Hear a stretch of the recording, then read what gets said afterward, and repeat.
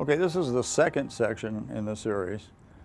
Last time we talked about basically Formulate 2 and the NRC model and amino acid balancing and the predictions that we get from it. And you got just a little introduction to Formulate 2 and the core components. Now we're going to take a look at prediction versus performance. And there are some important things to remember here. The first one is that animal models are not cows. Sometimes folks who develop animal models get very involved in their animal model and they think the model is the cow, but it's not. And conversely, cows are not animal models. Models attempt to do the best job they can to predict what cows are going to do, but cows ultimately make that decision for themselves. They show us that routinely out in the field. And that's because the cow is the biology. The cow's the ultimate expert and she's never wrong. So sometimes we see differences between what an animal model is predicting and what cows actually do. Sometimes they're small, sometimes they're very large. We're going to take a look at some prediction differences. This is the very first diet that Wayne and I ever worked on together. I want you to take a real close look at the diet. We've got about 12, 13 pounds here of high moisture corn, 10.8 pounds of a dairy mix, 5.5 pounds of cottonseed, 3.2 pounds of alfalfa hay, 1.5 pounds of straw, 22 pounds of haylage, 58, 59 pounds of corn silage. That's a very typical diet, particularly in the upper Midwest. Nothing extraordinary, nothing exceptional about this diet. We're going to take a look at this premix. And these are the fundamental components of the premix. Okay, so we've got wheat mix, soy best, soybean meal, porcine blood meal, beet pulp molasses, and some additives and minerals and urea.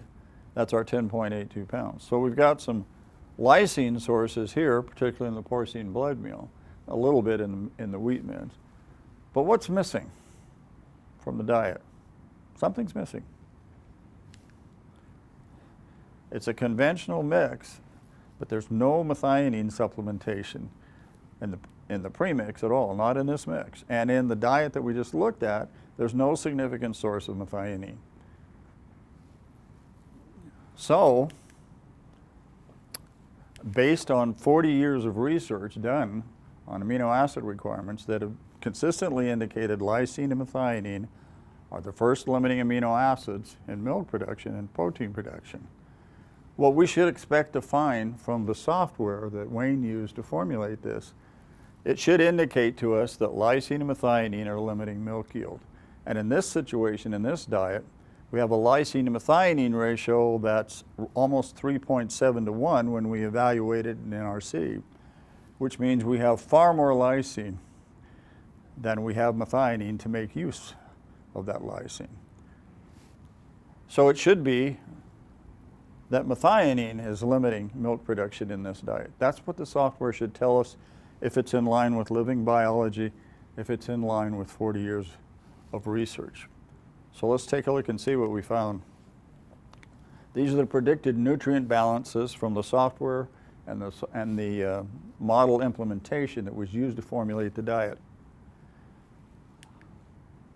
Take a look at the predicted lysine and methionine supplies.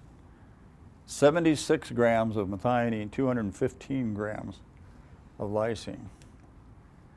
Does that sound like it's going to be first limiting? It doesn't sound that way to me. So let's take a look. These are nutrient balances. Let's take a look at the predicted animal performance from these nutrient balances. Methionine allowable milk is 132 pounds. So the software and the model implementation in the software is telling us we've got enough methionine to support 132 pounds of milk production. This is Wayne's handwritten note to me the day he sent me this information to do this workup. The cows were producing 86 pounds of milk. So they're saying we've got enough lysine and methionine for 86 pounds, not 132. Huge difference, 46-pound variance from living biology. This is what we're talking about when we talk about prediction versus performance. Now, this is unusual. You don't normally see this big a variation, but 18, 20, 25 pounds, very common. Very common. So the message here from the software and from the model is that lysine and methionine are not first limiting. In fact, it's telling us that both of these amino acids, lysine or methionine and lysine, are both being supplied in significant excess. The problem is that those predictions are way out of line with what the cows are doing and with 40 years of research that tells us lysine and methionine should be first limiting in this typical diet, and it's very typical. No methionine supplementation whatsoever.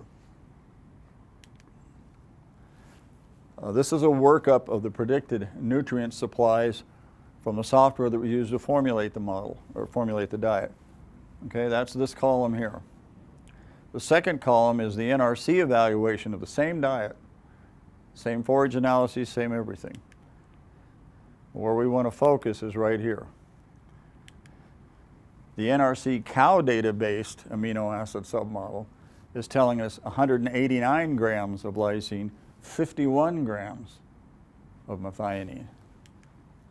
The fully factorial biology, 215 grams of lysine, 76 grams of methionine. That's a 25-gram difference on both of them. But look at this. That's almost half again as much methionine as NRC is predicting. That's a big red flag. It's a red flag because NRC does an excellent job of predicting methionine flows. This is a plot of predicted versus measured and residual of methionine flows. And this is from 182 of the diets that were used to generate the equations that were developed for the amino acid submodel of NRC 2001. Once the submodel and the equations were developed, all that data was fed into the model, and that's what you see here, predicted versus measured. Each one of these diets had measured amino acid flows. The prediction error was 1.3 grams per head per day. That's almost not a prediction error at all. So when you see something like this, where software is predicting almost 50% more than NRC, that's a very big red flag. So NRC is predicting 51 grams of methionine from this diet. This is the calculator. We're entering this gram total for methionine here. The calculator is predicting the cows should be producing just under 1,200 grams of true protein. Working that back to milk yield based on 308% true protein, which is what the milk was. NRC and the post-NRC work implemented here in the calculator is telling us we should expect 85.9 pounds of milk from the cows. And again, this is what living biology is saying. So there's a very close agreement here between what NRC, the post-NRC work is saying, and what the cows are actually doing. Now, it's not always that close. This is a well-managed herd. We have very good data. We have good intake figures to work with.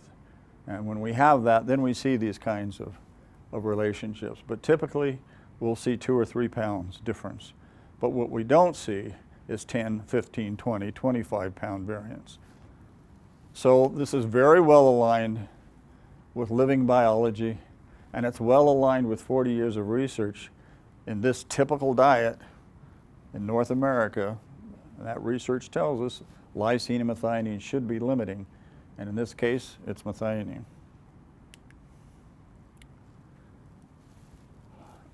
So why the disconnect? Why do we see these differences in prediction? And what's the impact of that in the field? If you're a nutritionist, a consultant, working in the field, and you're looking at these kind of prediction differences, how do you reconcile what you see in the software and in the model with what you see the cows doing? Because the number one disconnect that the consultant saw in this situation was that there was never indication from the software of the model that lysine and methionine were in any way limiting production. And it was completely opposite of living biology and 40 years of research. That's the disconnect that folks have to work with in the field frequently. You tend to get a little like this. You don't want to work with amino acid balancing. I don't know how to make this work. I can't make these numbers line up. And so a lot of people don't pursue amino acid balance in diets for that very reason. But it's not because amino acids are not the required nutrients. It's not because cows don't respond to them. It's not because you can't feed them and get response. It's because it's difficult to do that when the software you're working with doesn't line up with what the cows are actually doing.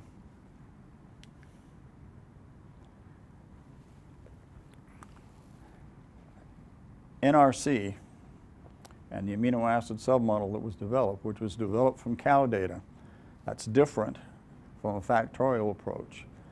In a factorial approach, you have a theoretical framework.